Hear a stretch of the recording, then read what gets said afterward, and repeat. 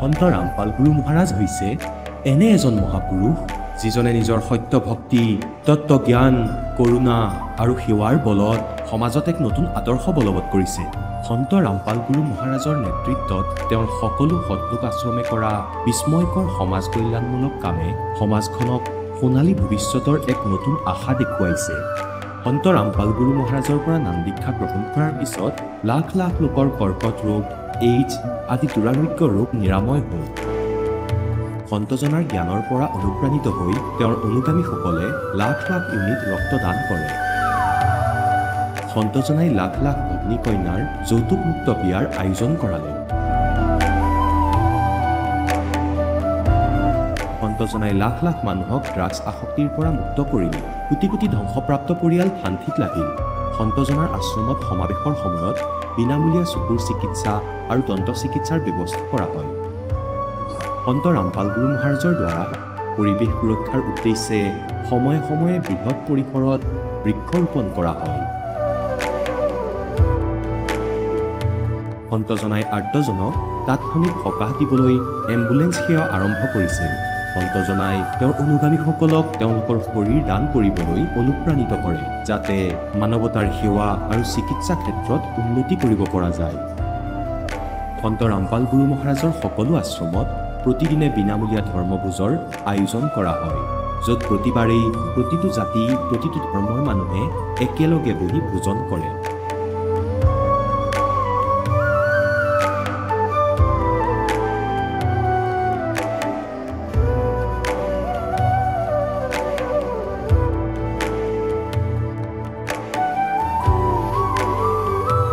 সন্ত ৰামপাল গুৰু মহাৰাজৰ আশ্ৰমত সহস্ৰাধিক বৃদ্ধ বৃদ্ধাই শ্ৰদ্ধা আৰু মৰমেৰে জীৱন যাপন কৰাৰ সুযোগ পায়। তেওঁলোকৰ থকা খোৱাৰ আৰু স্বাস্থ্যৰ সম্পূৰ্ণ দায়িত্ব সন্ত ৰামপাল গুৰু মহাৰাজে বহন কৰে। অনাথ শিশুৰ বাবে সন্ত ৰামপাল গুৰু মহাৰাজৰ সকলো আশ্ৰম বিশেষ বৰদানতকৈ কম নহয়, য'ত তেওঁলোকক শিক্ষা, সংস্কাৰ আৰু ভৱিষ্যতৰ বাবে উন্নত সুবিধা প্ৰদান কৰা হয়। বানপানী, ভূমিকম্প বা মহামাৰী যিয়েই নহওক, সন্ত ৰামপাল গুৰু মহাৰাজ আৰু তেওঁৰ অনুগামীসকল সদায় আৰ্তজনৰ বাবে আগ্ৰহী হৈ থাকে। কোভিড মহামাৰীৰ সময়ত সন্ত ৰামপাল গুৰু মহাৰাজৰ আশ্ৰমৰ পৰা কোটি কোটি লোকক খাদ্য, ঔষধ আৰু জীৱন ৰক্ষক সামগ্ৰী যোগান ধৰা হৈছিল। দুখীয়াক সকাহ কৰাই হওক বা যিকোনো শোষিত বা নিপীড়িত শ্ৰেণীৰ অধিকাৰ আৰু মৰ্যাদাৰ বাবে যুঁজ দিয়াই হওক, সন্ত ৰামপাল গুৰু মহাৰাজে সদায় তেওঁলোকৰ সকলো ন্যায্য দাবী চৰকাৰৰ ওচৰলৈ লৈ গৈছে আৰু তেওঁলোকক উপযুক্ত ন্যায় প্ৰদানৰ ক্ষেত্ৰত গুৰুত্বপূৰ্ণ ভূমিকা পালন কৰি আহিছে। সমাজত আধ্যাত্মিক আৰু সামাজিক মূল্যবোধৰ প্ৰতি সজাগতা অনাৰ প্ৰতিটো পদক্ষেপতে সন্ত ৰামপাল গুৰু মহাৰাজ মানৱতাৰ প্ৰকৃত সেৱক হিচাপে প্ৰমাণিত হৈছে। সন্ত ৰামপাল গুৰু মহাৰাজৰ জীৱনে আমাক শিকাইছে যে প্ৰকৃত সেৱা সেইটোহে যিটো নিস্বাৰ্থভাৱে কৰা হয়। আহক আমিও এই মহান সন্তজনৰ এই মহান সেৱাৰ কামত যোগ দিওঁ আৰু সন্ত ৰামপাল গুৰু মহাৰাজৰ পৰা নাম দীক্ষা লৈ আমাৰ জীৱন ধন্য কৰি তোলোঁ।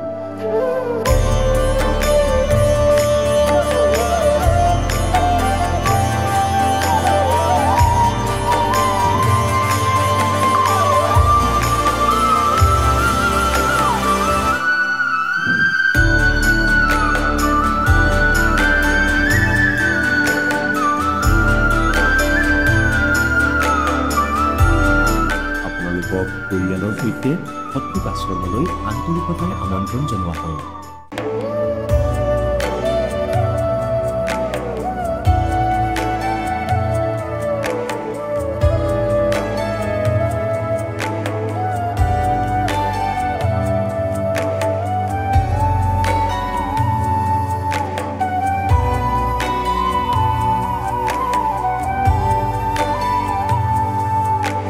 পূৰ্ণ পৰমাত্মাই আনকি পাপৰ শাস্তিও আঁতৰাব পাৰে। এতিয়ালৈকে লগ পোৱা প্ৰতিজন সাধু আৰু মহাপুৰুষে কৈছে যে পাপ কৰ্মৰ পৰিণতি ভোগ কৰিলেহে পাপ নিৰ্মূল হ'ব। সেই প্ৰভু কোন, যি পাপ কাটি পেলায়, যিজনে কালৰ বন্ধনৰ পৰা মুক্ত কৰি দিয়ে? তেওঁৰ নাম কি? পূজাৰ বিধি কি? এই কথা জানিবলৈ অনুগ্ৰহ কৰি অৱশ্যেই শুনক জগতগুৰু তত্ত্বদৰ্শী সন্ত ৰামপাল গুৰু মহাৰাজৰ অমৃত বচন। নমস্কাৰ ছাৰ। নমস্কাৰ ছাৰ। ছাৰ কি নাম আপোনাৰ? মোৰ নাম ধ্ৰুৱ তাঁতী হয়। ছাৰ আপুনি ক'ৰ পৰা আহিছে? মই মৰঙী বাগান গোলাঘাট ডিষ্ট্ৰিক্টৰ পৰা। আপুনি সন্ত ৰামপাল গুৰু মহাৰাজৰ পৰা নাম দীক্ষা কেতিয়া লৈছিল? মই সন্ত ৰামপালজী মহাৰাজৰ পৰা নাম দীক্ষা 2020ত লৈছিলোঁ। আৰু তেখেতৰ পৰা নাম দীক্ষা লোৱাৰ আগতে আপুনি কেনেধৰণৰ ভক্তি সাধনা কৰিছিল? তেখেতৰ পৰা নাম দীক্ষা লোৱাৰ আগতে মই শিৱ, বিষ্ণু, দুৰ্গা, গণেশৰ, হনুমানৰ পূজা কৰিছিলোঁ। আৰু সেই সাধনা আপুনি কিমান বছৰ ধৰি কৰিছিল? এই সাধনা প্ৰায় মই 15 বছৰমান কৰিলোঁ। আৰু সেই সাধনাৰ দ্বাৰা আপুনি কিবা লাভ পাইছিলনে? সেই সাধনাৰ দ্বাৰা লাভ মই একো এটা লাভ পোৱা নাছিলোঁ। আৰু বিশেষভাৱে আৰ্থিক কষ্টটো আমাৰ আছিলে, মানসিক কষ্টও আছিলে, আৰু বহুত ধৰণৰ আমি দুখো পাইছিলোঁ, কষ্ট পাইছিলোঁ। পিছত আপুনি সন্ত ৰামপাল গুৰু মহাৰাজৰ শৰণলৈ কেনেকৈ আহিল? এদিন যি আমাৰ সামাজিক যি নামঘৰ থাকে, সেই নামঘৰত মকৰ সংক্ৰান্তি বুলি যিটো আমি মানো, ৰাতি আমি স্নান কৰিবলৈ যাওঁ নদীত। সেই স্নান কৰাৰ আগতে আমাৰ যিটো জাগৰণ হয় নামঘৰত, যেতিয়া নামঘৰত জাগৰণ হয় তেতিয়া আমি গোটেই ৰাতিটো আমি কীৰ্তন কৰি থাকোঁ। হৰে কৃষ্ণ হৰে ৰামৰ কীৰ্তনটো আমি কৰি থাকোঁ। যেতিয়া কীৰ্তনটো আমি কৰিলোঁ, কৰাৰ পাছত অলপমান সময় যেতিয়া আমি বিৰাম ল'লোঁ, বিৰাম লোৱাৰ পাছত কি হ'ল, মই যেতিয়া ঘৰলৈ আহিলোঁ, ঘৰলৈ আহি মই টিভিটো যেতিয়া অন কৰিলোঁ, টিভিটো অন কৰাওঁতে চেনেলটো বদলি কৰোঁতে সন্ত ৰামপালজী মহাৰাজৰ সাধনা চেনেলত সৎসংগ আহিলে।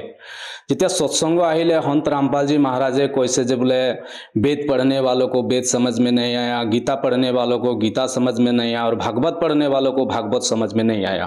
তেতিয়া মই চিন্তা কৰিলোঁ, আমিতো গীতা অধ্যয়ন কৰি আছোঁ, ভাগৱত অধ্যয়ন কৰি আছোঁ, এনেকৈ কি গীতাত লিখা হৈছে যে আজি আমি এই কথাটো আমি বুজিব নাপালোঁ বা ধৰিব নাপালোঁ কি কথাটো।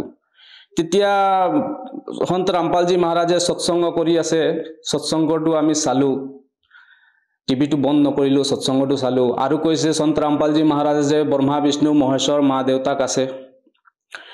তেতিয়া আমি দেখিলোঁ যে ব্ৰহ্মা বিষ্ণু মহেশ্বৰ মা দেউতা, আজিলৈকেতো আমি ব্ৰহ্মা বিষ্ণু মা দেউতাক আমি ক'তো পোৱা নাই, কিতাপতো পোৱা নাই। ইমান পঢ়িলোঁ, গীতাও অধ্যয়ন কৰিলোঁ, ভাগৱতো অধ্যয়ন কৰিলোঁ, তেনেকৈ আমি আজিলৈকে পোৱা নাই। তো সন্ত रामपालजी महाराजे এইটো কেনেকৈ ক'লে যে ব্ৰহ্মা বিষ্ণু মহেশ্বৰ মাতা পিতা আছে বুলি। তেতিয়া আমি কি কৰিলোঁ, গীতালৈ গ'লোঁ, গীতা চালোঁ। গীতাটো আৰু শ্ৰীমদ দেৱী ভাগৱত পুৰাণতো কৈছে যে ব্ৰহ্মা বিষ্ণু মহেশ্বৰ মাতা পিতা আছে, দুৰ্গা আছে বুলি কৈছে। তেতিয়া আমি কথাটো দেখিলোঁ যেতিয়া, আৰু কিতাপখন চালোঁ, কিতাপত চাই মেলি আৰু অনুমানিক কৰিলোঁ যে পৰম সন্ত रामपालजी মহাৰাজে সত্য কথা কৈছে। আৰু গীতাটো আমি দেখিলোঁ, গীতাটো সত্য কথা কৈছে সন্ত रामपालजी মহাৰাজে।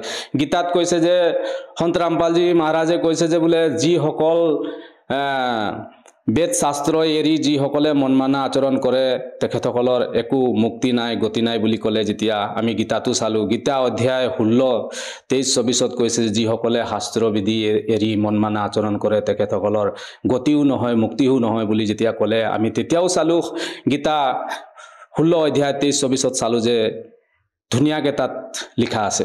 তেতিয়া আমি দেখিলোঁ যে বোলে হয় সন্ত रामपालजी মহাৰাজৰ বাণী সত্য, তেখেতে সত্য কথাহে কৈছে। ছাৰ, ভাৰতবৰ্ষতো লাখৰ তুলনাত আধ্যাত্মিক গুৰু আছে, সেইসকলৰ শৰণলৈ যাব পাৰিলে হয়। আপুনি সেইসকল গুৰু শৰণলৈ নগৈ আপুনি সন্ত रामपाल গুৰু মহাৰাজকে যে এই সদগুৰু হিচাপে ধাৰণ কৰিলে, কাৰণটো কি ছাৰ? এই দাসে যেতিয়া কৃষ্ণগুৰুৰ আমাৰ পৰমানন্দ গোস্বামীৰ লগত যেতিয়া জড়িত হৈ আছিলে, যেতিয়া আমাৰ পৰমানন্দ গোস্বামীয়ে কিলিং নামৰ দীক্ষা আমাক দিছিলে, মন্ত্ৰ জপ কৰিবলৈ দিছিলে, সেই মন্ত্ৰ জপটো আমি কৰি আছিলোঁ। কৰি থকাৰ পাছতো আমাৰ মনৰ ভিতৰত এটা খোজ আছিলে যে আমি ভগৱানক বিচাৰি আছোঁ, পৰমাত্মাক বিচাৰি আছোঁ বুলি এটা মনৰ ভিতৰত খোজ আছিলে। কমি আছে নেকি, কিবা জ্ঞান কম আছে নেকি বুলি আমাৰ এটা খোজ আছিলে। সেই খোজটো কৰোঁতে কৰোঁতে কৰোঁতে কৰোঁতে আমি যেতিয়া সৎসং চালোঁ সন্ত रामपालजी মহাৰাজৰ, সেই সৎসংটো চোৱাৰ পাছতে আমি গম পালোঁ যে আমাৰ সন্ত रामपालजी মহাৰাজে পৰম সত্য কথা কৈছে, আৰু এইটো বাণী সকলো শাস্ত্ৰতে প্ৰমাণ আছে, আৰু যিখিনি আমি পাবলগীয়া আছে সন্ত रामपालजी মহাৰাজৰ চৰণত গৈ আমি পাইছোঁ। আৰু অন্য কিবা লাভ পাইছেনে সন্ত रामपाल গুৰু মহাৰাজৰ পৰা নাম দীক্ষা লোৱাৰ পিছত? যেতিয়া আমাৰ নামদান চেণ্টাৰ যোৰহাটত আছিলে, সেই যোৰহাটত সৎসংগ আছিলে সন্ত रामपालजी মহাৰাজৰ। সৎসংগটো আমি শেষ কৰি যেতিয়া আমি আহি আছিলোঁ, আমাৰ দুজন ভকত আছিলে, ভকত এজন স্কুটি চলাই আছিলে, পাছত মই বাইক চলাই আছিলোঁ।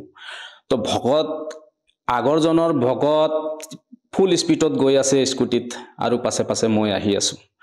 যেতিয়া আহি আছোঁ তেতিয়া অলপমান গেপছ আছিলে, অলপমান গেপছ থকাত তাত শিলগুটি আছিলে।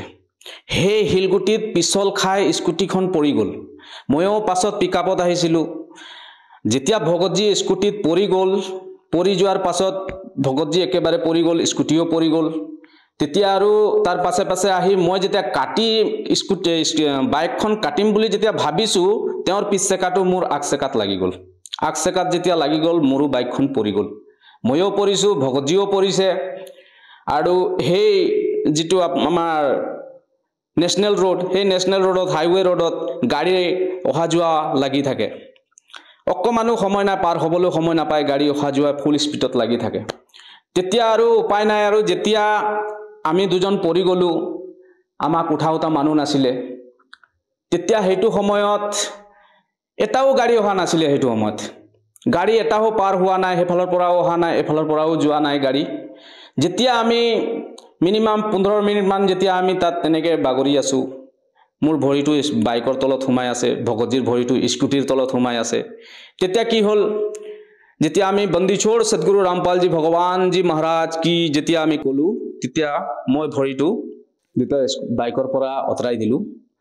বাইকৰ পৰা অঁতৰাই দি তেতিয়া তাৰ পৰা দুজনমান মানুহ দৌৰি দৌৰি আহিলে। দৌৰি দৌৰি আহি প্ৰথমতে মোক উঠাইছে, তাৰ পাছত ভগতজীৰ স্কুটিটো উঠাইছে আৰু আমাক দুজনক সাইড কৰি সাইডত ৰাখিছে। তো তেতিয়া মই অনুভৱ কৰিলোঁ যে আজি এই হাইৱে ৰোডত গাড়ীৰ কোনো অভাৱ নাই, বহুত পিকআপত গাড়ী আহে, গাড়ী অহা যোৱা লাগি থাকে। কিন্তু সেইটো সময়ত চক, সেইটো সময়ত আমাক 20 মিনিটমান এনেকৈ পৰমাত্মাই দয়া কৰিলে যে সেইটো সময়ত এটাও গাড়ী আমাৰ পাৰ হ'ব নোৱাৰিলে, এটাও গাড়ী অহা যোৱা নাই। আমাক ধুনীয়াকৈ যেতিয়া সাইডত কৰিছে, তেতিয়া আকৌ গাড়ী অহা যোৱা তাত ষ্টাৰ্ট হৈছে। এইটো মালিকৰ দয়া, পৰম সত্য। আৰু কি হ'ল, আমাৰ ভগতমতী ভৰিৰ বিষ উঠিলে। ভগতমতী যেতিয়া ভৰিৰ বিষ উঠিছে, ভগতমতী থাকিব পৰা নাই বিষত।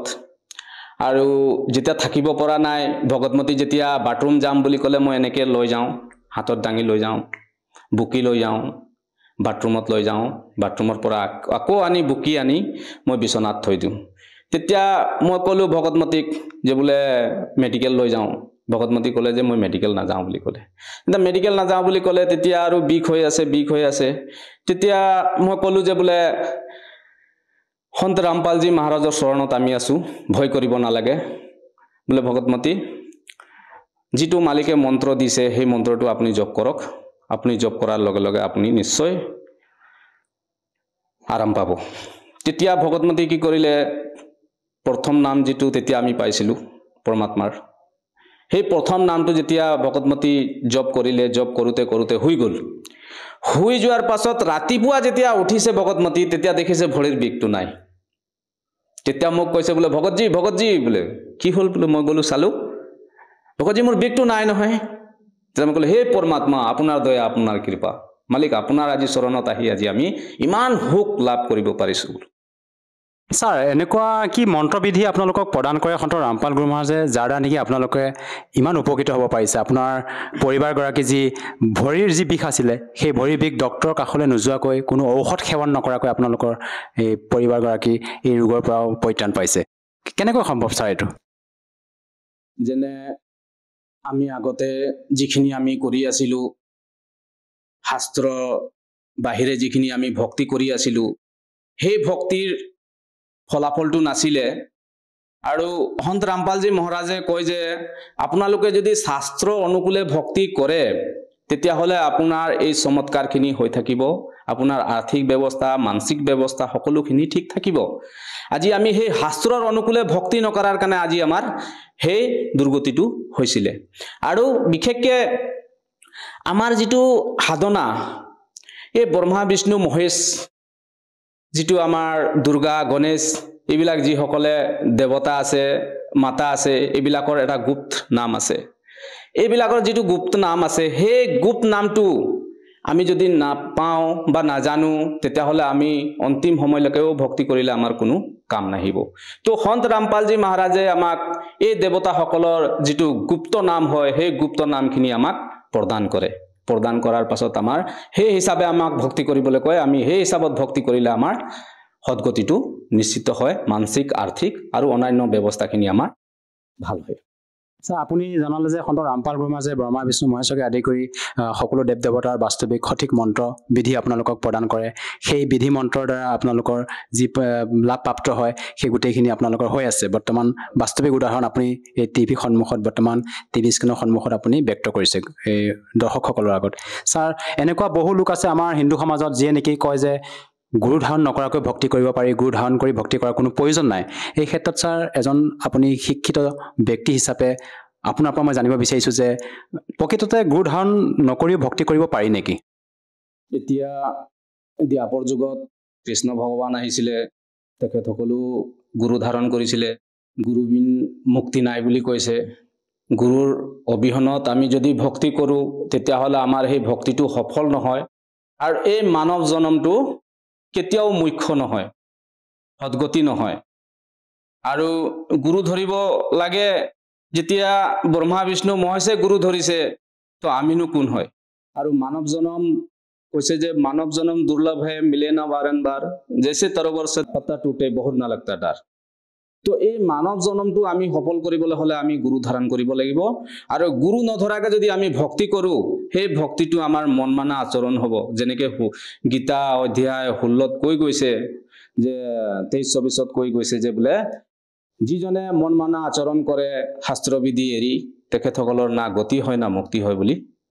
প্ৰমাণিত আছে গীতাত তাতি ডাঙৰীয়া আপুনি সন্ত ৰামপাল গুৰুমাজৰ পৰা নাম দীক্ষালৈ বিভিন্ন প্ৰকাৰে লাভ পালে শাৰীৰিকভাৱে হওক আৰ্থিকভাৱে হওক আপুনি বিভিন্ন প্ৰকাৰে লাভ পাইছে যিসকল দৰ্শকে আপোনাক টিভি স্ক্ৰীণত চাই আছে প্ৰত্যক্ষ কৰি আছে এনেকুৱা বহু লোক আছে যিসকল নেকি বৰ্তমান বিভিন্ন সমস্যাত আক্ৰান্ত হৈ আছে বিভিন্ন সমস্যাত ভুক্তভোগী হৈ আছে সেইসকল লোকক আপুনি কি বাৰ্তা দিব বিচাৰে তেওঁলোকক যাতে এই সৎভক্তি কৰি উপকৃত হ'ব পাৰে যিসকলৰ মোৰ ভাই বন্ধু মা দেউতা ককাই যিসকলে মোক চাই আছে আজি মই ভক্তি কৰি আছিলো সেই ভক্তিৰ কোনো ফলাফল নাপালো কোনো সদগতি নাপালো সেই সদগতি নোপোৱাৰ কাৰণে মই আজি পৰমাত্মাই মোক দয়া কৰিলে আজি মই সন্ত ৰামপালজী মহাৰাজৰ চৰণত থাকি নানা ধৰণৰ মই লাভ পাইছো আৰু শাস্ত্ৰ অনুকূলে মই ভক্তি কৰি গৈছো আমি এই কথাটো জানিব লাগিব যে প্ৰকৃততে আমি যি ভক্তি কৰি গৈ আছো সেই ভক্তিটো আমাৰ হয় নে নহয় এক নম্বৰ কথা আমি যি ভক্তি কৰিছো সেই ভক্তিটো শাস্ত্ৰৰ লগত মিল খাইছে নে নাই খোৱা আমি সেই কথাটো জনাটো প্ৰকৃততে উচিত আৰু আমাৰ যি সংসাৰৰ যি ভাই বন্ধু সকলে যি ভক্তি কৰি গৈ আছে তেখেতসকলে নিশ্চয় চাব লাগিব যে আমাৰ গীতাত কি কৈ গৈছে ভাগৱতত কি কৈছে কুৰাণত কি কৈ গৈছে বাইবেলত কি কৈ গৈছে সেইখিনি গোটেইখিনি আমি জানিহে ভক্তি কৰিব লাগে তেতিয়া আমাৰ ভক্তিটো সফল হ'ব মই যিসকল শ্ৰদ্ধালুসকলক মই জনাব বিচাৰিছো যে হিন্দুসকলৰ কাৰণে গীতা আছে মুছলিম সকলৰ কাৰণে কুৰাণ আছে বাইবেল আছে আমাৰ খ্ৰীষ্টান সকলৰ কাৰণে তো তেখেতসকলে অধ্যয়ন কৰি আছে কিন্তু তেখেতসকলে যি অধ্যয়ন কৰি আছে সেই অধ্যয়ন কৰাৰ অনুকূলতে তেখেতসকলে ভক্তি কৰিব লাগে বা আমি ভক্তি কৰিব লাগে আৰু আমাৰ শাস্ত্ৰত কি লিখা হৈছে আমি সেই গোটেইখিনি তথ্য জানিহে আমি ভক্তি কৰিব লাগে তেতিয়াহে সদগতি হ'ব আমাৰ মুখ্য হ'ব আৰু বিশেষকৈ যিখিনি শ্ৰদ্ধালুসকলে মোক চাই আছে ময়ো সেই অৱস্থাত আছিলো মোৰো সেই আৰ্থিক অৱস্থা মানসিক অৱস্থা বেয়া আছিলে ময়ো তেনেকে সদগতি নোপোৱাৰ কাৰণে ময়ো কষ্ট পাইছিলো দুখ পাইছিলো গতিকে আপোনালোকক মই বিনম্ৰ প্ৰাৰ্থনা জনাইছো আপোনালোকে শাস্ত্ৰ অনুকূলে ভক্তি কৰক শাস্ত্ৰত কি লিখা হৈছে শাস্ত্ৰত কি দেখা গৈছে সেইখিনি আপোনালোকে সব চাই মেলি আপুনি ভক্তি কৰক আৰু সন্ত ৰামপালজী মহাৰাজৰ চৰণত আহক আৰু আপোনাৰ মুখ্য প্ৰাপ্ত কৰক ছাৰ কোনো লোকে যদি সন্ত ৰামপাল গুৰুমাজৰ পৰা সহজভাৱে নাম দীক্ষা ল'ব খোজে কেনেকৈ ল'ব পাৰিব এতিয়া সন্ত ৰামপালজী মহাৰাজৰ চৰণত আপোনালোকে নাম দীক্ষা ল'বলৈ হ'লে এতিয়া ইউটিউবত ছ'চিয়েল মিডিয়া গোটেইখিনি প্ৰচাৰিত হৈ আছে ইউটিউবত আপুনি সন্ত ৰামপালজী মহাৰাজৰ যি আপুনি সাৰ্চ কৰিলে তাত গোটেইখিনি ওলাই পৰিব সৎসংগ ওলাই পৰিব আৰু আপোনাৰ তাত নাম্বাৰটো দিয়া থাকে সেই নাম্বাৰত আপুনি কল কৰিলে আপুনি বিনামূলীয়াকৈ জ্ঞান গংগা পুস্তকখিনি আপুনি মঙাব পাৰিব আৰু পঢ়িব পাৰিব আৰু তাৰ দ্বাৰা আপুনি নাম দীক্ষা ল'ব পাৰিব। ধন্যবাদ ছাৰ। নমস্কাৰ। এতিয়া জগতগুৰু তত্ত্বদৰ্শী সন্ত ৰামপাল গুৰু মহাৰাজৰ সৎসংগৰ মাধ্যমেৰে সেই অদ্বিতীয় আধ্যাত্মিক জ্ঞানৰ বিষয়ে জানি লওঁ, যাৰ মাধ্যমেৰে আপোনালোকেও প্ৰাপ্ত কৰিব পাৰিব এনেকুৱা আধ্যাত্মিক, মানসিক আৰু ভৌতিক সুখ যি এতিয়ালৈকে কেৱল আপোনালোকে মীৰাবাই, ধ্ৰুৱ, প্ৰহ্লাদ আদি কেইজনমান ভক্তৰ জীৱন কথাতহে শুনিছে। এতিয়া শুনক তত্ত্বদৰ্শী সন্তৰ সৈতে শাস্ত্ৰ অনুকূল ভক্তি সৎসংগ, এনেকুৱা অদ্বিতীয় আধ্যাত্মিক জ্ঞান যাৰ প্ৰমাণ আছে সকলো ধৰ্মৰ সকলো পবিত্ৰ শাস্ত্ৰত। তাৰপিছত শ্ৰী ৰামচন্দ্ৰকে ধৰি গোটেই সৈন্যবাহিনী সেই বন্ধনৰ পৰা মুক্ত হ'ল। কবিৰ পৰমাত্মাই ক'লে, হে হোজা ধৰ্মদা, এতিয়া কোৱা তোমাৰ শ্ৰী ৰামচন্দ্ৰ সমৰ্থবান নে গৰুৰ সমৰ্থবান হ'ল? কাটে বন্ধন বিপত में कठिन कियो संग्राम चिन्नो रे नर प्राणिया गरुड़ बड़ो के राम। गोवर्धन श्री कृष्ण धार्यो द्रोणगिरी हनुमंते शेष नाग सब सृष्टि उठारा इनम कौन भगवंते। আপোনালোকৰে লোকবেদ, আপোনালোকৰ আখ্যানৰ মতে শেষ নাগৰ মূৰত গোটেই সৃষ্টি অৰ্থাৎ পৃথিৱী, সমগ্ৰ বিশ্ব ব্ৰহ্মাণ্ড, পাতাল আদি কৰি সকলো ৰখা হৈছে। আপোনালোকে কয় যে শেষ নাগে সমগ্ৰ সৃষ্টি চম্ভালিছে, মূৰত ৰাখি থৈছে, আৰু আপুনি কয় যে কেৱল গোবৰ্ধন তুলি ধৰাৰ বাবে শ্ৰীকৃষ্ণ ভগৱানৰ সংজ্ঞাত পৰিল। তেন্তে হনুমানে কি নকৰাকৈ আছিল? দ্ৰোণাগিৰি পাহাৰকে তুলি আনিছিল আৰু আকৌ গোটেই পৃথিৱীক শেষ নাগে উঠাই ৰাখিছিল। গতিকে তেওঁলোকৰ মাজত ভগৱান কোন? এইবোৰে ভগৱানৰ একমাত্ৰ বৈশিষ্ট্য নহয়। এতিয়া পুণ্যাত্মাসকল পৰমাত্মা চাৰিও যুগত আহিছে। সত্য যুগত সৎ সুকৃত নামেৰে প্ৰভু আহিছিল। সেই সময়ত এজন বিদ্যাধৰ ব্ৰাহ্মণ আৰু তেওঁৰ পত্নী দীপিকা আছিল। তেওঁলোক কৰবাৰ পৰা আহি আছিল, সৌৰেকৰ ঘৰৰ পৰা পত্নীক লৈ আহি আছিল। সন্তানহীন আছিল আৰু বিবাহ হোৱাৰ বহু বছৰ হৈ গৈছিল। পৰমাত্মা হৃদয় পদুম ফুলৰ ওপৰত শিশু ৰূপ ধাৰণ কৰি বিৰাজমান হ'ল। এতিয়া পৰমাত্মাক সেই নিসন্তান দম্পতীয়ে নিজৰ ঘৰলৈ আনিলে, ভালদৰে প্ৰতিপালন কৰিলে। কিছুদিন তেনেকৈ পাৰ হৈ গ'ল, সি একো নাখালে, চিন্তিত হৈ পৰিল। তাৰ পিছত পৰমাত্মাই আকাশবাণীত ক'লে, কুমাৰী গৰু এটা আনিব, গাই চেউৰি, আৰু তাই তেতিয়া গাখীৰ দিব। এনেকৈ আৰম্ভ হৈছিল তেওঁৰ লালন পালন। পৰমাত্মাৰ মাত্ৰ 5 বছৰ হৈছিল। এই মনুৰ দৰে ব্যক্তিক জ্ঞানত সম্পূৰ্ণৰূপে হৰুৱাইছিল। কিন্তু তেওঁলোক ইমানেই অহংকাৰী আছিল যে ঈশ্বৰৰ জ্ঞান বুজি নাপালে, নুশুনিলে। আৰু পৰমাত্মাই কৈছিল যে ময়ে পূৰ্ণ পৰমাত্মা, মই ইয়াতো আছো, ওপৰতো আছো। ভগৱানৰ পৰিভাষা যি তেওঁলোকে শুনিছিল আৰু শুনাইছিল, তাৰ সত্যতা তাৰ বিপৰীত। গতিকে মনুৰ দৰে ঋষিয়ে পৰমাত্মাৰ লগত ব্যংগ কৰা আৰম্ভ কৰিলে, ঠাট্টা কৰিবলৈ ধৰিলে। আৰু নিজৰ মান সন্মানৰ ভোকাতুৰসকলে ক'লে যে তেওঁ বামদেৱ। আচলতে পৰমাত্মাৰ নাম আছিল সৎ সুকৃত। বামৰ অৰ্থ হ'ল বিপৰীত। এই যে আমাৰ সোঁহাত, ইয়াক চিধা হাত বোলে, আৰু আনখন যি আমাৰ এই বাওঁ হাত, ইয়াক ওলোটা হাত বোলে। এনেদৰেই বাম মানে উল্টা, বাম। গতিকে পৰমাত্মাক সেই মনু আৰু অন্য ঋষিসকলে মাতিবলৈ ধৰিলে বামদেৱ বুলি। বামদেৱ মানে সকলো কথা ওলোটাকৈ কয়। পৰমাত্মাক সাকাৰ বুলি কয়। ব্ৰহ্মা বিষ্ণু মহেশ্বৰৰ ওপৰত কোনোবা প্ৰভু আছে বুলি কয়। এয়া জ্ঞানহীন হয়। আৰু সিফালে পৰমাত্মাই কৈছিল, মই সৰ্বোপৰি, মই সত্য লোকত আছো, আৰু ইয়াত আপোনালোকৰ সন্মুখতো মই আছো। বামৰ অৰ্থ দুঠাইত থকা জনো হয়, দুইৰো বোধক হয়। এইদৰে ভগৱানৰ জ্ঞান নুবুজি পৰমাত্মাক চিনি নোপোৱাৰ ফলত সেই অজ্ঞানী ঋষি মহৰ্ষিয়ে সত্যযুগৰ ঋষিসকলে বেদকো বুজি নাপালে। ভগৱানে বুজাব বিচাৰিছিল যদিও পৰমাত্মাৰ জ্ঞান নুশুনিছিল আৰু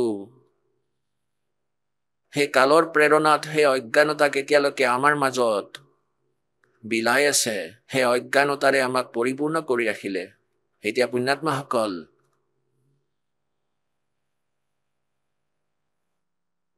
এতিয়া আপোনালোকক আৰু অলপ প্ৰকৰণ দেখুৱাম। এই যে সৎ সুকৃত নামেৰে পৰমাত্মা আহিছিল আৰু সেই সত্যযুগৰ যি ব্ৰাহ্মণ ঋষিসকল আছিল সম্পূৰ্ণ বেদ জ্ঞানহীন আছিল আৰু পৰমাত্মাই কৈছিল ভগৱান সাকাৰ হয় আৰু মই স্বয়ং মালিক নিজে আহিছোঁ। 5-6 বছৰ বয়সৰ শিশুটি ডাঙৰো হ'ল আৰু তাৰপিছত পৰমাত্মা লাখ লাখ বছৰ সত্যযুগত থাকিল, কিন্তু কোনেও নামানিলে। সেইদৰে এতিয়া যেনেকৈ কলিযুগত 120 বছৰ আছিল, কোনেও মালিকক মালিক বুলি নামানিলে, কিন্তু এতিয়া মানিব, কাৰণ ভগৱানে যি লীলা কৰে সেয়া বেদ পুৰাণত লিখা আছে আৰু গীতাত বিদ্যমান আছে। আৰু ভগৱানে যি লীলা কৰে সেই লীলা তেওঁ আগতেও কৰিছে। এতিয়া সত্যযুগৰ ব্ৰাহ্মণসকল বেদ জ্ঞানহীন আছিল, বেদৰ ক খ গম পোৱা নাছিল, তেন্তে দ্বাপৰ ত্ৰেতা আৰু কলিযুগৰ কথা ক'বলৈ একো নাই। সত্যযুগৰ ব্ৰাহ্মণসকলৰ পৰা শুনা জ্ঞান এতিয়ালৈকে প্ৰচলিত হৈ আছে। আপোনালোকক এটা উদাহৰণ দেখুৱাম যে সত্যযুগৰ ব্ৰাহ্মণ কিমান বিদ্বান আছিল। এয়া চাওক, শ্ৰীমদ দেৱী ভাগৱত, গীতা প্ৰেছ, গোৰখপুৰৰ পৰা প্ৰকাশিত। সম্পাদক হনুমান প্ৰসাদ পোদ্দাৰ, চিমনলাল গোস্বামী।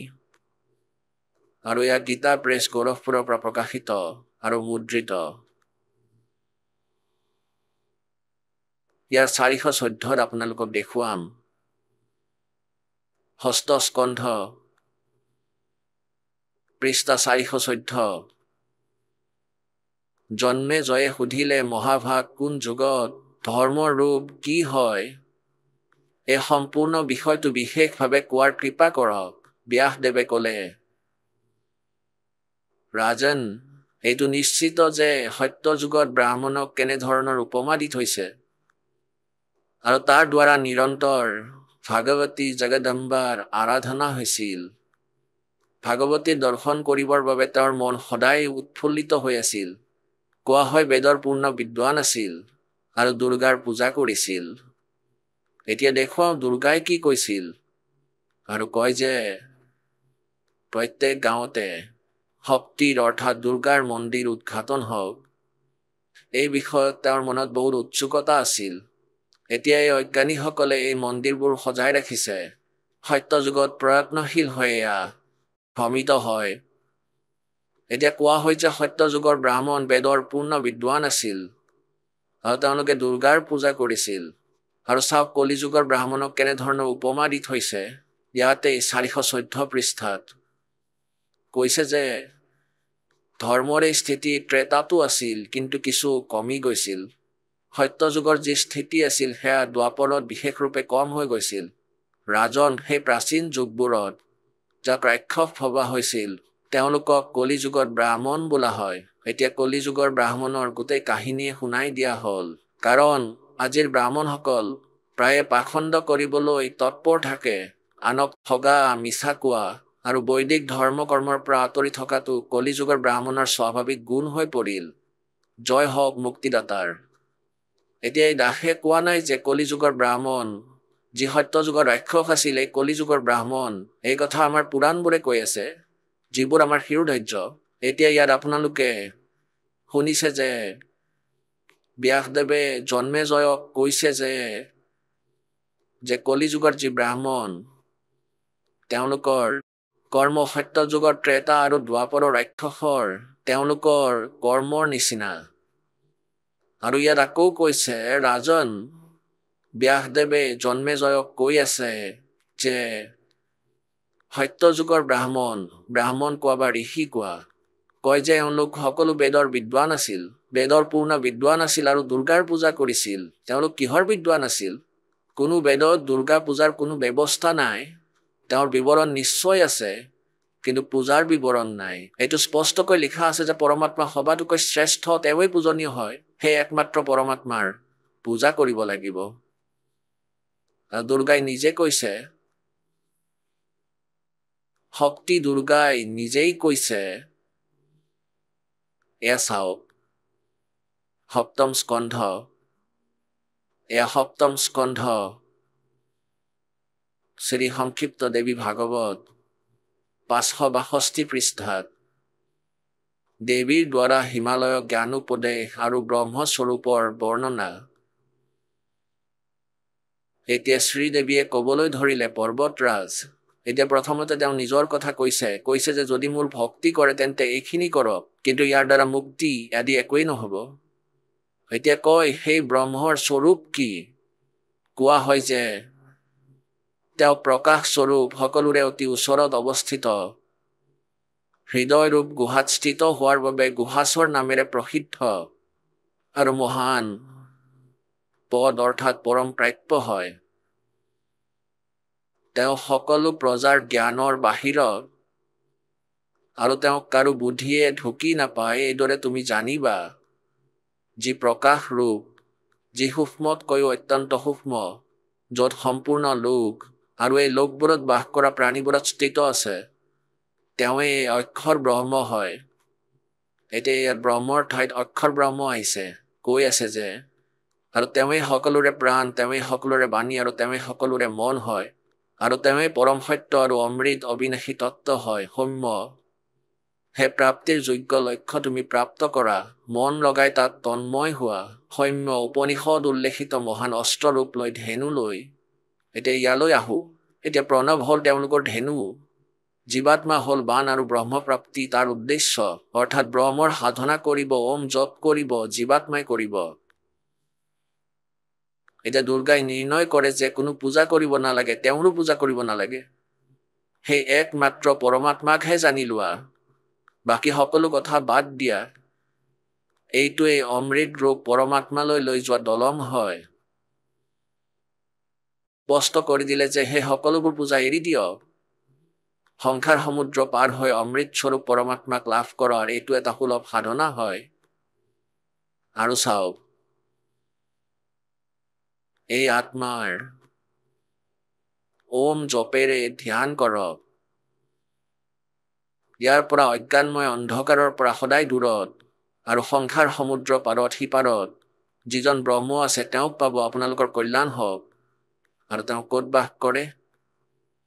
তেওঁ সকলোৰে আত্মা, সেই ব্ৰহ্ম লোক ৰূপ দিব্য আকাশত বাস কৰে, মানে ওম নামেৰে ব্ৰহ্ম প্ৰাপ্তি হয় আৰু ব্ৰহ্মলোক প্ৰাপ্তি হয়। এতিয়া পুণ্যাত্মাসকল, এয়াতো দেৱীয়ে কৈ দিলে, আৰু দেৱীক পূজা কৰে এই সত্য যুগৰ ব্ৰাহ্মণে, বা এনেদৰে কওক বেদৰ পূৰ্ণ বিদ্বানসকলে। বেদত ক'তো দেৱীৰ পূজা প্ৰসংগ নাই, এইবোৰ সিহঁতৰ নিজৰ লোকবেদ। এতিয়া দেৱীয়ে কৈছে ব্ৰহ্মক পূজা কৰা, তেওঁৰ নাম ওম হয়, তুমি ব্ৰহ্মলোকলৈ যাবা, নাথিং এলছ, আৰু একো নকৰিবা। তেওঁলোক কেনেকুৱা বিদ্বান আছিল পুণ্যাত্মাসকল? এতিয়ালৈকে আমাক ভ্ৰমিত কৰি আছিল, তেওঁলোকে নিজেই নিজৰ নৰক, নিজৰ জীৱন ধ্বংস কৰি নৰকৰ ভাগী হ'ল।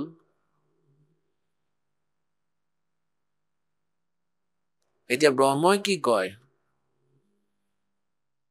গীতাৰ অধ্যায় নম্বৰ 8 শ্লোক নম্বৰ 13, গীতাৰ জ্ঞানদাতা শ্ৰীকৃষ্ণত প্ৰৱেশ কৰি এই ব্ৰহ্মই কালে কৈ আছে, এয়া কয় যে ওম ইতি একাক্ষৰম ব্ৰহ্ম ব্যৱহাৰণ মাম অনুসমৰণ য়ে প্ৰিয়াতি তজন্দেহম স ইয়াতি পৰমাম গতিম। মই ব্ৰহ্মৰ এটা আখৰ ওম হয়, এয়াই মোৰ মন্ত্ৰ উচ্চাৰণ কৰি স্মৰণ কৰি য়ে প্ৰিয়াতি তজন্দেহম, যিয়ে দেহ এৰি যায়, স ইয়াতি পৰমাম গতিম, অৰ্থাৎ তেওঁৰ ওমৰ পৰা পোৱা সেই গতি প্ৰাপ্ত হয়, যিটো পৰম গতি ওম জপেৰে প্ৰাপ্ত হ'ব পাৰে, অৰ্থাৎ ব্ৰহ্মলোক প্ৰাপ্তি হয়, তেওঁ প্ৰাপ্ত কৰিব। আৰু গীতাৰ অধ্যায় নম্বৰ 8 শ্লোক নম্বৰ 16 স্পষ্ট কৰিছে যে ব্ৰহ্মলোক পৰ্যন্ত গ'লেও এই সকলো প্ৰাণী পুনৰাবৃত্তিত পৰে। তাত যোৱা প্ৰাণীৰো জন্ম মৃত্যু হৈ থাকে।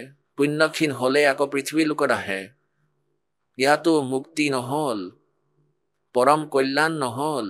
গীতা জ্ঞানদাতা ব্ৰহ্মই নিজেই কৈ আছে ৪ৰ্থ অধ্যায়ৰ ৫ম আৰু ৯ম শ্লোকত, ২য় অধ্যায়ৰ ১২ নম্বৰ শ্লোকত। গীতাত, হে অৰ্জুন, তোমাৰ আৰু মোৰ বহুত জন্ম হৈ গৈছে, তুমি নাজানা, মই জানো। মোৰ জন্ম আৰু কৰ্ম অলৌকিক। সেইবাবে কৈছে যে অৰ্জুন, ১৮ অধ্যায়ৰ ৬২ নম্বৰ শ্লোকত, তুমি সৰ্বভাৱেৰে সেই পৰমেশ্বৰৰ শৰণত যোৱা, যাৰ কৃপাত তোমাৰ পৰম শান্তি আৰু সনাতন পৰম ধাম প্ৰাপ্ত হ'ব।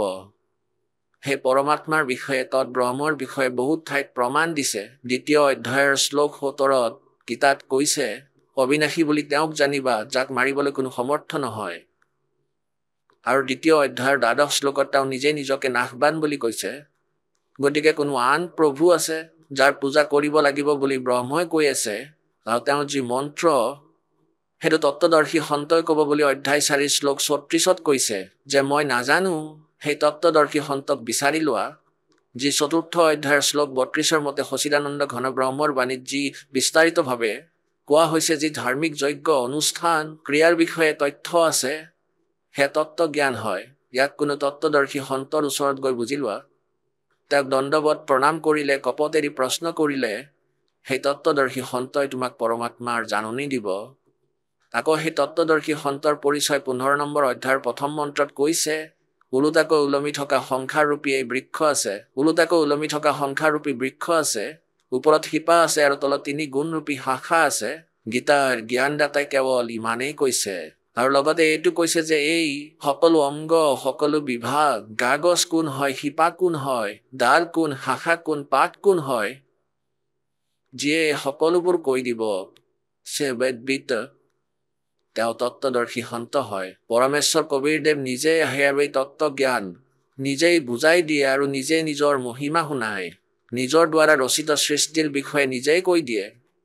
क्या बताते हैं, अक्षर पुरुष एक पेड़ है, निरंजन वा की डार और तीनों देवा शाखा है, ये पात रूप संसार। এতিয়া অলপ এই সৃষ্টিৰূপী আপোনালোকক দেখুৱাইছো সংসাৰ। চাওক, পৰমেশ্বৰে গীতাৰ অধ্যায় নম্বৰ 15 শ্লোক নম্বৰ 1ত কৈছে, ऊर्ध्व मूलम अधः शाखम, ऊर्ध्व मूलम अधः शाखम,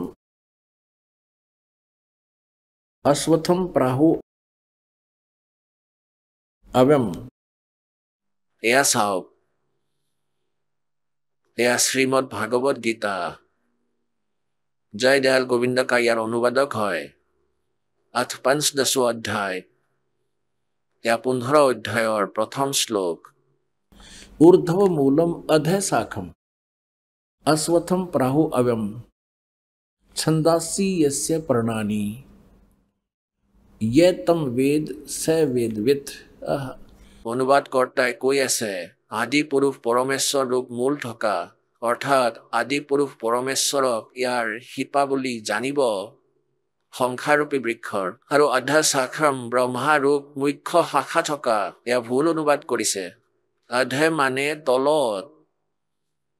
চাওক, একেজনৰে ২য় শ্লোকত 15 নং অধ্যায়ৰ দুবাৰ অধে শব্দটো আছে।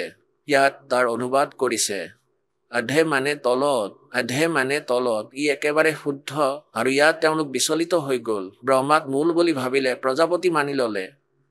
এতিয়া কথা হ'ল, ঊৰ্ধ্ব মূলম, ওপৰত শিপা থকা আৰু তললৈ শাখা থকা, অধে শাখাম, তললৈ শাখা থকা এই সংসাৰৰূপী আহতৰ বৃক্ষক অবিনাশী বোলে। বেদসমূহক যাৰ পাত বুলি কোৱা হয়, ইয়ে চন্দাসী, এই চন্দাসীৰ অৰ্থ বেদ কৰি দিলে। নাই, নহয়, ছন্দ মানে বিভাগ, টুকুৰা। সেই সংসাৰৰূপী বৃক্ষক যি পুৰুষে, যি সন্তই মূল সহিতে তত্ত্বৰে জানে, সে বেদবিদ, তেওঁ বেদৰ তাৎপৰ্যৰ জ্ঞাতা, অৰ্থাৎ তেওঁ তত্ত্বদৰ্শী সন্ত হয়। এতিয়া চাওক, সেই ভগৱান আহিছিল তত্ত্বদৰ্শী সন্ত হৈ। পুণ্যাত্মাসকল, গীতাৰ অধ্যায় নম্বৰ 15 শ্লোক 1ত স্পষ্ট কৰি দিছে যে कि ऊर्ध्व मूलम अधः शाकम प्राहु अश्वत्थम अवयम और छंदासी यस्य पर्णानी ये तम वेद स वेदविद। এতিয়া কি কৈছে সেই সংখ্যাৰূপী বৃক্ষৰ ওপৰৰ অংশ শিপাক মূল মালিক পূৰ্ণ পৰমাত্মা বুলি জানিবা, যিয়ে সম্পূৰ্ণ ব্ৰহ্মাণ্ড আহাৰ যোগাই তেওঁ সকলোৰে ধাৰণ পোষণ কৰে। সেই পৰমাত্মাক সংখ্যাৰূপী বৃক্ষৰ মূল বুলি জানিবা। আৰু তলত তিনিও গুণ ৰসগুণ ব্ৰহ্মা সদগুণ বিষ্ণু তমগুণ শিৱৰূপী শাখা আছে। আৰু যি সন্ত ইয়াৰ সকলো অংশ সকলো বিভাগ কৈ দিব, গাগজ কোন, মূল কোন, ডাল কোন আৰু পাত কোন, শাখা কোন, চব বেদবিদ তেওঁ তত্ত্বদৰ্শী সন্ত হয়। পৰমেশ্বৰে 600 বছৰ আগতেই কৈছিল, তেওঁ এতিয়া দেখুৱাব সংখ্যাৰূপী বৃক্ষৰ চিত্ৰ। ऊर्ध्व मूलम अधः शाखम, ওপৰত শিপা থকা, শিপাত জানিবা পূৰ্ণ পৰমাত্মা পৰমেক্ষৰ ব্ৰহ্ম, আৰু তলত শাখা থকা। परमात्मा ने कहा अक्षर पुरुष एक पेड़ है। এনেকৈ বুজি লোৱা ইমানখিনি। পৃথিৱীৰ বাহিৰত যি দেখা পোৱা যায় তাক গছ বোলে। এইটো অক্ষৰ পুৰুষ কাগজ হয়, এইজন অক্ষৰ পুৰুষ হয়, যাক গীতাৰ অধ্যায় নম্বৰ 15 শ্লোক নম্বৰ 16 আৰু 17 তিনি পুৰুষৰ কথা কৈছে। এজন অক্ষৰ পুৰুষ, এজন ক্ষৰ পুৰুষ অৰ্থাৎ জ্যোতি নিৰঞ্জন ডাল, আৰু এজন পৰমক্ষৰ ব্ৰহ্ম আছে উত্তম পুৰুষ তুমি অন্য। এইজন মূল হয়, এইজন পৰমক্ষৰ ব্ৰহ্ম, এওঁ মূল মালিক পূৰ্ণ পৰমাত্মা আদি পুৰুষ পৰমেশ্বৰক সংখ্যাৰূপী বৃক্ষৰ শিপা বুলি জানিবা। क्या बताया परमात्मा ने कि अक्षर पुरुष एक पेड़ है और ज्योत निरंजन वा की डार। ইয়াক ক্ষৰ পুৰুষ বুলিও কয়, ইয়াক ব্ৰহ্ম বুলিও কয়, ইয়াক তালো কয়। এই ডালক ক্ষৰ পুৰুষ জানিবা, ক্ষৰ ব্ৰহ্ম অৰ্থাৎ ক্ষৰ পুৰুষ, ইয়াক তাল ব্ৰহ্মও কয়, ক্ষৰ পুৰুষো কয়। এইজন অক্ষৰ পুৰুষ বুলি জনাজাত। और तीनों देवा शाखा है बाई पात रूप संसार। পৰমেশ্বৰে গীতাৰ 15 অধ্যায়ক নিজৰেই এটা অমৃতবাণীত, এটাই লোকোক্তিত, এটাই দোহাত স্পষ্ট কৰি দিছে। कबीर अक्षर पुरुष एक पेड़ है, निरंजन वा की डारे, तीनों देवा शाखा है पात रूप संसार। এতিয়া ইয়াত ইমানেই কৈছে যে অক্ষৰ পুৰুষ এক গছ হয়, নিৰঞ্জন এই কালক ইয়াৰে ডাল বুলি জানিবা, আৰু ইয়াৰ তিনি পুত্ৰ এই তিনি শাখা ডাল ৰসগুণ ব্ৰহ্মা সদগুণ বিষ্ণু আৰু তমগুণ শিৱ হয়। আৰু আপোনালোক ইয়াত, আমি ইয়াত আছো, আগলৈ এতিয়া ধ্যান দিব, আমি ইয়াত আছো আগফালে। এতিয়া পুণ্যাত্মাসকল শ্ৰীমদ ভাগৱত গীতা অধ্যায় নম্বৰ 15 স্পষ্ট কৰি দিছে যে ওপৰত শিপা থকা, তলত তিনি গুণৰূপী শাখা থকা, এয়া ওলোটাকৈ ওলমি থকা সংখ্যাৰূপী বৃক্ষ হয়। শিপাত জানিবা পৰমেক্ষৰ ব্ৰহ্ম বুলি, এইজনে পূৰ্ণ পৰমাত্মা হয়। আৰু তলক তিনি গুণৰূপী শাখা বুলি ক'লে, কালে আৰু একো নকলে। ওপৰত শিপা আছে ঊৰ্ধ্বমূলন, আৰু তলত তিনিও গুণৰূপী শাখা আছে, এয়া চাওক। এয়া শ্ৰীমদ ভাগৱত গীতা আকৌ চাওক। আৰু এয়া আপোনালোকে পঢ়ি আছে। এতিয়া আপোনালোকে অধ্যায় 15 প্ৰথম মন্ত্ৰ পঢ়িলে। যি সন্তই এই সংখ্যাৰূপী বৃক্ষৰ মূল সহিতে শিপাৰ পৰা পাতলৈকে সম্পূৰ্ণ শুদ্ধকৈ কৈ দিব, সে বেদবিদ, তেওঁ বেদৰ তাৎপৰ্য জনা লোক হয়। আগলৈ চাওক দ্বিতীয় মন্ত্ৰত কি কৈছে, সেই সংসাৰ বৃক্ষৰ তিনিও গুণৰূপী, পানীৰে বাঢ়ি যোৱা নহয়, তিনিও গুণৰূপ। বিষয় প্ৰবালা, এয়াও চাওক লগত, বিষয় প্ৰবালা শাখা, এয়া বিষয় বিকাৰযুক্ত তিনিও গুণৰূপী শাখা হয়। ইয়াৰ চিধা অৰ্থ এয়াই হয়, এওঁলোকে আৰু কিবা লিখি থৈছে। এইবোৰ ওপৰলৈ আৰু তললৈ বিয়পি আছে মনুষ্য লোকত। কৰ্মবন্ধনত কৰ্ম অনুসাৰে বান্ধে, যাৰ যেনেকুৱা কৰ্ম হয় সেইফালে ধৰি ৰখাৰো এয়াই মূল কাৰণ হয়, মূল আনি। এই তিনিও গুণ ৰসগুণ ব্ৰহ্মা সদগুণ বিষ্ণু আৰু তমগুণ শিৱ, এওঁলোকে জীৱক কৰ্ম অনুসাৰে ইয়াত বান্ধি ৰাখে, ইয়াত বন্দী কৰি ৰাখে। ওপৰলৈ আৰু তললৈ বিয়পি আছে তিনিওৰে, অৰ্থাৎ ব্ৰহ্মা বিষ্ণু মহেশ্বৰ যি স্থিতি, তেওঁলোকৰ যি প্ৰভুত্ব, সেই পৃথিৱী লোকত, তলত পাতাল লোকত আৰু ওপৰত স্বৰ্গ লোকত সকলোতে এওঁলোক এটাকৈ বিভাগৰ মন্ত্ৰী, ৰজগুণ বিভাগৰ ব্ৰহ্মা, সদগুণ বিভাগৰ বিষ্ণু আৰু তমগুণ বিভাগৰ শিৱ। এতিয়া আমি চাব লাগিব যে ৰজগুণ ব্ৰহ্মা, সদগুণ বিষ্ণু, তমগুণ শিৱ হয়। তেতিয়া আমি এই পবিত্ৰ শাস্ত্ৰকেইটা বুজিব পাৰিম। ইয়াৰ বাবে এতিয়া আমি সহযোগ ল'ম পবিত্ৰ শ্ৰীমদ দেৱী ভাগৱত দুৰ্গা পুৰাণৰ সংস্কৃত সহিতে, এয়া হিন্দী টিকা সহিতে, এয়া ক'ৰ পৰা ছপা হৈছে?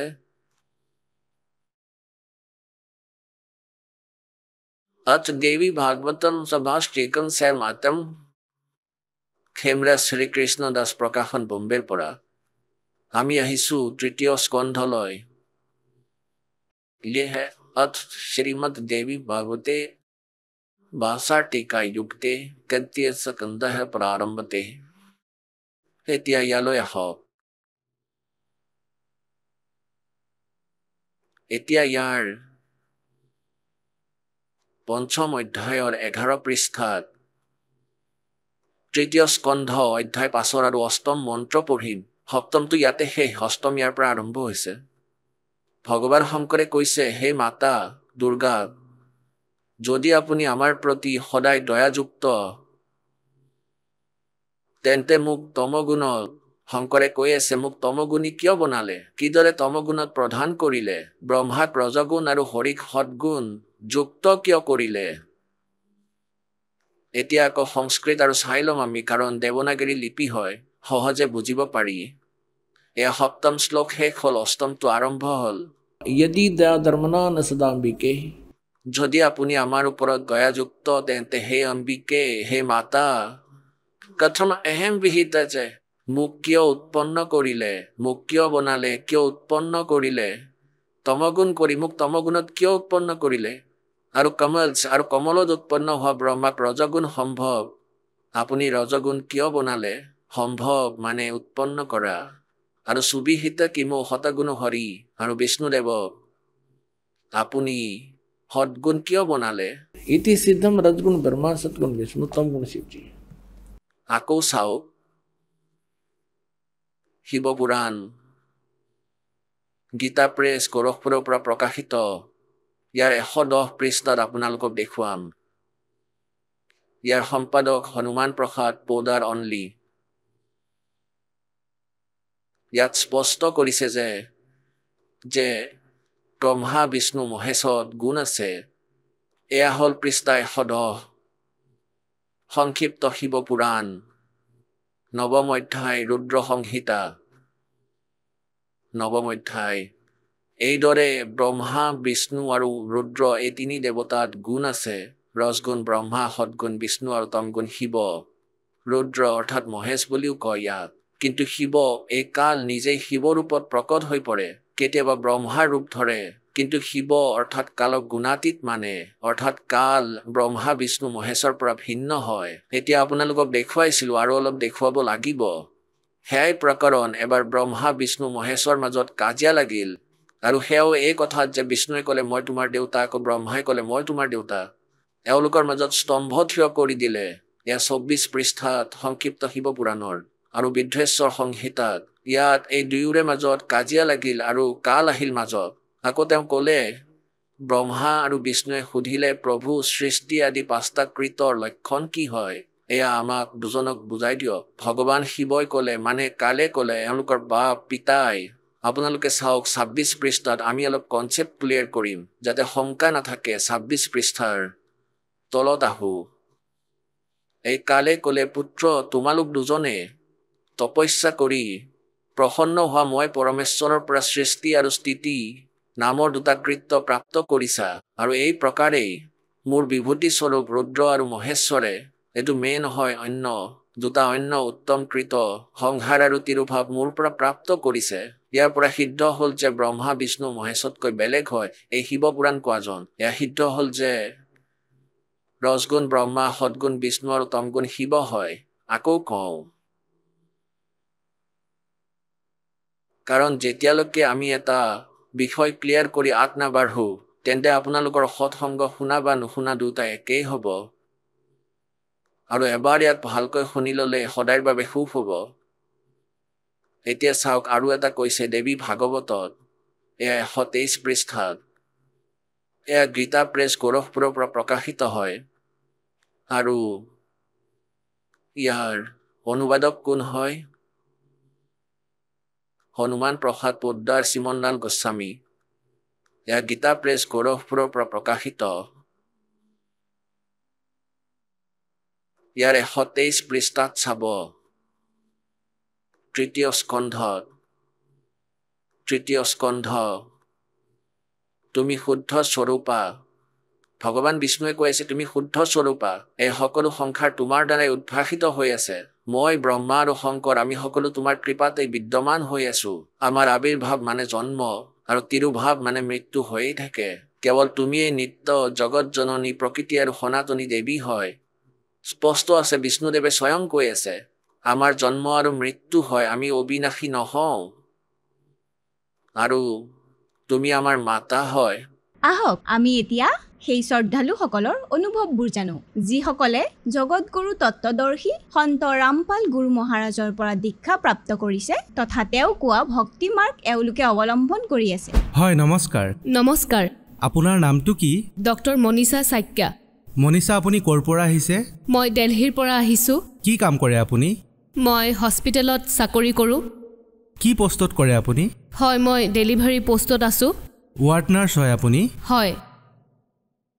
আপুনি সন্ত ৰামপালদেৱ মহাৰাজৰ শৰণলৈ অহাৰ আগতে কি ভক্তি সাধনা কৰিছিলে?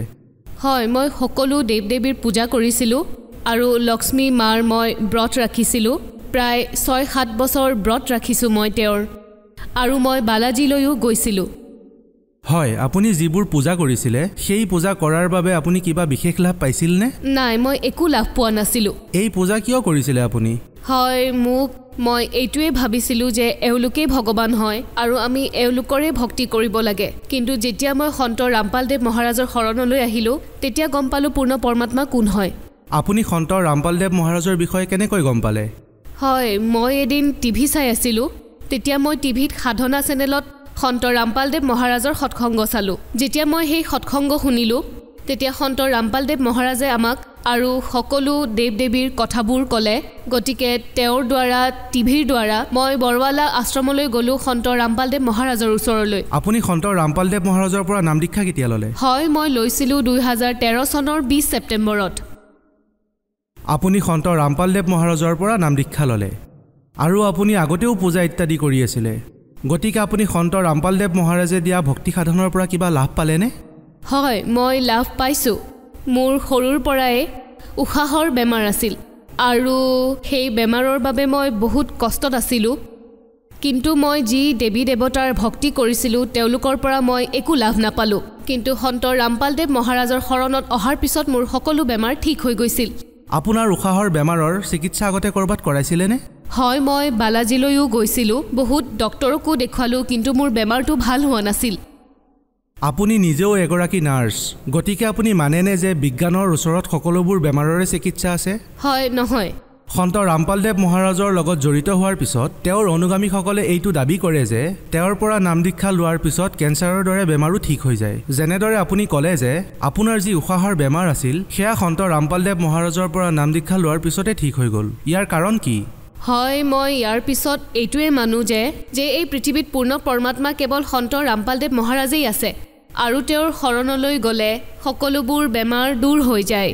আপুনি সন্ত ৰামপালদেৱ মহাৰাজৰ পৰা নাম দীক্ষা লোৱাৰ পিছত কি কি লাভ পালে? হয়, মোৰ ঘৰত যি মোৰ মা আছে তেওঁৰ ভূত প্ৰেতৰ সমস্যা আছিলে আৰু তেওঁ মানসিক ৰোগত আক্ৰান্ত আছিল। তেওঁৰ বহুত বেমাৰ হৈছিল আৰু আমি বহুত মন্দিৰতো দেখুৱাইছিলোঁ, যেনে কালীমাৰ মন্দিৰলৈ লৈ গৈছিলোঁ, বালাজীলৈও লৈ গৈছিলোঁ। আমাৰ মায়ে সকলো দেৱ দেৱীৰ ব্ৰতো ৰাখিছিলে আৰু তেওঁ পূজা পাঠ কৰাত বহুত ইচ্ছুক আছিলে, শ্ৰদ্ধা কৰিছিলে, কিন্তু তেওঁ কোনো ফালৰ পৰা একো লাভ পোৱা নাছিলে। কিন্তু সন্ত ৰামপালদেৱ মহাৰাজৰ শৰণত অহাৰ পিছত তেওঁ একেবাৰে সুস্থ হৈছে। আৰু কি লাভ পালে? হয়, আমাৰ ঘৰত আগতে বহুত হাই কাজিয়া হৈছিলে। আমি বহুত চিন্তাত আছিলোঁ, ইজনে আনজনক চকু পাৰি দেখিব নোৱাৰিছিল। কিন্তু যেতিয়া আমি মুক্তিদাতা সন্ত ৰামপালদেৱ মহাৰাজৰ পৰা নাম দীক্ষা ল'লোঁ, আমাৰ ঘৰত কোনো প্ৰকাৰৰে কোনো ধৰণৰ হাই কাজিয়া হোৱা নাই। সকলো বহুত সুখী সন্ত ৰামপালদেৱ মহাৰাজৰ দয়াত। আৰু কিবা লাভ? হয়, মই আপোনালোকক মোৰ জীৱনৰ আটাইতকৈ ডাঙৰ লাভৰ কথা ক'ম যে মুক্তিদাতা সন্ত ৰামপালদেৱ মহাৰাজে মোক সৎলোকলৈ লৈ গৈছিলে। পৰমাত্মাই যেতিয়া ৰাতিপুৱা মোক সৎলোকলৈ নিব বিচাৰিছিলে তেতিয়া পৰমাত্মাই মোক ক'লে যে পুত্ৰী ব'লা সৎলোকলৈ। মই ক'লো যে গুৰুদেৱ আমি সৎলোকলৈনো ক'ত যাব পাৰিম? তেতিয়া গুৰুদেৱে ক'লে ব'লা মই তোমাক লৈ যাম। পৰমাত্মা আহিল আৰু মুক্তিদাতা সন্ত ৰামপালদেৱ মহাৰাজে মোক হাতৰ তলুৱাত বহুৱাই সৎলোকলৈ লৈ গ'ল। যেতিয়া মই সৎলোকলৈ গ'লো তেতিয়া মই দেখিলোঁ যে কবিৰ দেৱ পূৰ্ণ পৰমাত্মা বিৰাজমান হৈ আছে আৰু তাতে বহুত সংঘ আত্মা আছিলে যিসকলে বহুত ভক্তি কৰি আছিলে।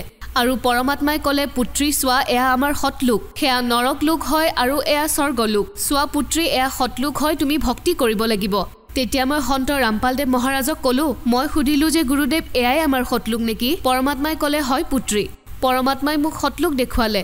এফালে দেখিলোঁ গাখীৰৰ নৈ বৈ আছে। মই গুৰুদেৱক সুধিলোঁ গুৰুদেৱ এয়া কি? তেতিয়া সন্ত ৰামপালদেৱ মহাৰাজে ক'লে পুত্ৰী এয়া গাখীৰৰ নৈ। তেতিয়া মই সন্ত ৰামপালদেৱ মহাৰাজক সুধিলোঁ যে মই এয়া খাব পাৰিম? তেতিয়া সন্ত ৰামপালদেৱ মহাৰাজে ক'লে হয় খোৱা। যেতিয়া মই সেই গাখীৰ পান কৰিছিলোঁ মই সেই গাখীৰ ইমান পান কৰিছিলোঁ কিন্তু পান কৰাৰ পিছতো মোৰ পেট ভৰা নাছিল। তাৰ পাছত সন্ত ৰামপালদেৱ মহাৰাজে মোক আগলৈ লৈ গ'ল। তাৰ পিছত মই তাত দেখিলোঁ যে বহুত পাহাৰ আছে আৰু সেইবোৰ বহুত ধুনীয়া হয়, তাত উজ্জ্বলতা আছিল। আৰু আমাৰ যিজন কবিৰ চাহেব দেৱ হয় তেওঁ ইমান জিলিকি আছিলে। তেতিয়া মই কবিৰ চাহেব পৰমাত্মাৰ ওচৰলৈ গ'লোঁ, তেওঁক মই দণ্ডবত প্ৰণামো কৰিলোঁ। আৰু কবিৰ চাহেব দেৱে যেতিয়া মোক আশীৰ্বাদ দিলে তেতিয়া কি হ'ল মোৰ ইমান ভাল অনুভৱ হ'ল। তেতিয়া মোৰ মনটো এনেকুৱা লাগিছিল যেন মই তললৈ নাহোঁ। আৰু তাৰ পাছত যেতিয়া আমি আগলৈ গ'লোঁ তেতিয়া দেখিলোঁ স্বামী ৰামানন্দ গুৰুদেৱক। আমাৰ দাদু চাহেবো আছিলে আৰু মই তেওঁৰো ওচৰলৈ গৈছিলোঁ। তেতিয়া সন্ত ৰামপালদেৱ মহাৰাজে মোক ক'লে পুত্ৰী আজি তোমাৰ ৰমেইনী আছে। তাৰপিছত সন্ত ৰামপালদেৱ মহাৰাজে মোৰ তাত ৰমেইনী কৰিলে আৰু তাত সংঘ আত্মাবোৰো আছিল আৰু পূৰ্ণ পৰমাত্মা কবিৰ চাহেব দেৱো আছিল। আৰু যি পৰমাত্মাই মোক আশীৰ্বাদ দিছিলে সন্ত ৰামপালদেৱ মহাৰাজো আছিলে, তেওঁ মোক আশীৰ্বাদ দিছিলে। তাৰপিছত সন্ত ৰামপালদেৱ মহাৰাজে মোক ক'লে তুমি এতিয়া তললৈ ব'লা। মই ক'লোঁ যে গুৰুদেৱ মই এতিয়া তললৈ নাযাওঁ। তেতিয়া পৰমাত্মাই ক'লে যে পুত্ৰী তুমি তললৈ যাব লাগিব আৰু যিমানবোৰ আত্মা আছে তেওঁলোকক জ্ঞান বুজাব লাগিব আৰু এইটো ক'ব লাগিব যে এই পৃথিৱীত কেৱল এজনেই পূৰ্ণ পৰমাত্মা আছে আৰু সেইজন সন্ত ৰামপালদেৱ মহাৰাজ। তেতিয়া মই ক'লোঁ যে গুৰুদেৱ সন্ত ৰামপালদেৱ মহাৰাজক ক'লোঁ যে মই তললৈ নাযাওঁ। তেতিয়া সন্ত ৰামপালদেৱ মহাৰাজে ক'লে যে পুত্ৰী তুমি যাব লাগিব আৰু যিমানবোৰ আত্মা আছে সকলোকে বুজাব লাগিব যে এই পৃথিৱীত এজনেই পূৰ্ণ পৰমাত্মা আছে আৰু তেওঁ পৰমাত্মা কবিৰ দেৱ হয়। তেতিয়া মই সন্ত ৰামপালদেৱ মহাৰাজক মানা কৰি আছিলোঁ যে মই তললৈ নাযাওঁ। তেতিয়া পৰমাত্মাই ক'লে যে পুত্ৰী তুমি যাবই লাগিব আৰু তললৈ গৈ তুমি সকলোৰে সেৱা কৰিব লাগিব আৰু ক'ব লাগিব। আপুনি এনেকুৱা এটা লোকৰ কথা কৈছে যাক মানুহে সাধাৰণতে সপোনৰ নগৰ বুলি ভাবে, য'ত কোনো দুখ নাই, য'ত কোনো কষ্ট নাই, সুখেই সুখ থাকে। গতিকে তেওঁলোকক আপুনি এই বিষয়ে কি ক'ব বিচাৰিব যিসকলে সম্পূৰ্ণ শ্ৰদ্ধাৰে ভগৱানক পূজা কৰে কিন্তু তেওঁলোকে এনেকুৱা কিবা অমৰ লোকো আছে বুলি নামানে? যে মই তেওঁলোকক এইটো ক'ব বিচাৰিম যে আপোনালোকে সন্ত ৰামপালদেৱ মহাৰাজৰ সৎসংগ শুনক। তেওঁ যি বেদ খুলি কোৰাণ বাইবেল কোৰাণ শ্বৰীফত যিবোৰ প্ৰমাণ দেখুৱাইছে তাক এবাৰ চাওক আৰু তাৰ প্ৰমাণ পৰমাত্মাই কৈছে যে আপোনালোকে নিজেই সেই প্ৰমাণ খুলি চাওক যে কি লিখা আছে। আৰু সকলো গ্ৰন্থত পৰমাত্মাই চিধাচিধিকৈ কৈ দিছে যে পৃথিৱীত কেৱল এজনেই পূৰ্ণ পৰমাত্মা আছে। চাওক আপুনি যেনেকৈ সৎলোকলৈ যোৱাৰ এটা সুযোগ পালে তেন্তে কি যিসকলে সন্ত ৰামপালদেৱ মহাৰাজৰ পৰা নাম দীক্ষা ল'ব তেওঁলোকো সৎলোকলৈ যাব পাৰিব? হয় নিশ্চয় তেওঁলোকো যাব পাৰে। ইয়াৰ বাবে কি কৰিব লাগিব? হয় তেওঁলোকে পৰমাত্মাৰ শৰণলৈ আহিব লাগিব, সন্ত ৰামপালদেৱ মহাৰাজৰ শৰণলৈ আহিব লাগিব আৰু তেওঁৰ ভক্তি কৰিব লাগিব। তেতিয়াহে তেওঁলোকে সৎলোক যাব পাৰিব। চাওক সন্ত ৰামপালদেৱ মহাৰাজৰ শিষ্যসকলৰ যি লাভ হয় তাৰ বাবে বহুত মানুহ প্ৰভাৱিত নিশ্চয় হৈছে, কিন্তু লগতে তেওঁলোকৰ এইটোও প্ৰশ্ন আছে যে সন্ত ৰামপালদেৱ মহাৰাজৰ লগত কেনেকৈ জড়িত হ'ব, কাৰণ আজি তেওঁ জেলত আছে। গতিকে তেওঁৰ পৰা নাম দীক্ষা লোৱাৰ বাবে কি ব্যৱস্থা কৰা হৈছে? বহুত চেনেলত সন্ত ৰামপালদেৱ মহাৰাজৰ সৎসংগ আহে আৰু তাত নাম্বাৰো দিয়া থাকে, তাত গৈ আপুনি নাম দীক্ষা ল'ব পাৰিব। হয় ধন্যবাদ। সৎ চাহেব।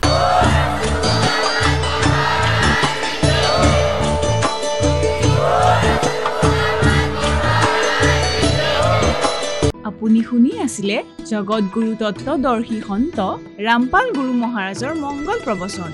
অধিক জানিবৰ বাবে ভিজিট কৰক www.jagatgururampalji.org। সন্ত ৰামপাল গুৰু মহাৰাজৰ শুভ আশীৰ্বাদত সমগ্ৰ বিশ্বতে 500তকৈ অধিক নাম দীক্ষা কেন্দ্ৰ আছে, য'ত সন্ত ৰামপাল গুৰু মহাৰাজৰ দ্বাৰা বিনামূলীয়াকৈ নাম দীক্ষা দি থকা হৈছে। আপোনাৰ ওচৰৰ নাম দীক্ষা কেন্দ্ৰৰ ঠিকনা জানিবলৈ সম্পৰ্ক কৰক 7082208528।